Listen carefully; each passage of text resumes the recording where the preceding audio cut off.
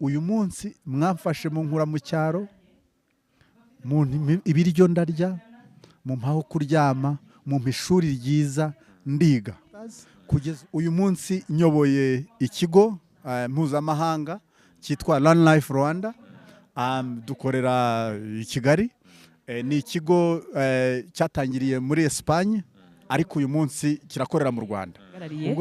Munyemerere nshimire ubwitange bwanyu, ubuntu bwanyu, ineza yanyu. Twavuga ko ineza itabora.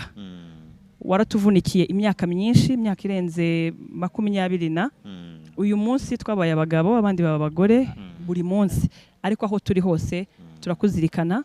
Dushimira ineza yawe, ineza ntibora kandi ntiyibagirana.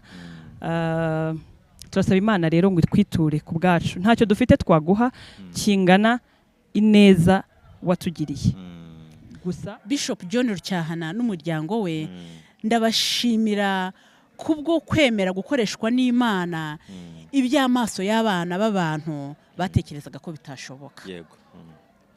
Bakunze abana bababaye, abana badashuramushimiye, n'Imana iramushimiye, kandi imbuto yateye yo kugira neza no kurera no gutanga ibyiringiro, twebwe abayakiye tuzakomeza natwe tugera ikirenge muke, tukomeje kumwishimira no umubyeyi mwiza, umubyeyi ufite umugongo mugari, umubyeyi ufite ibyumba byinshi byo mu mutima.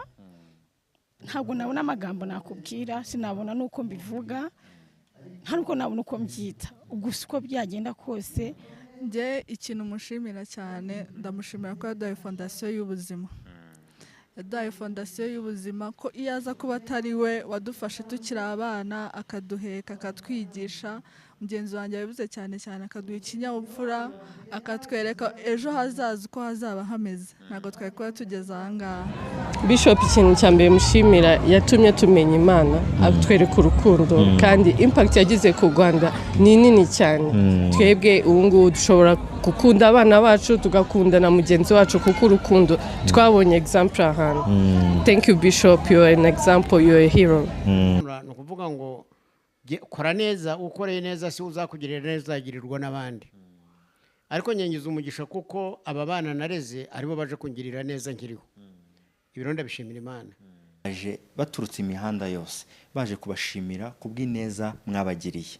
Reka natwe tubashimire ngo Imana ikomeze ibagirire neza, kandi ibyo mwakoze nabo mwabyaye bazakomerezeho.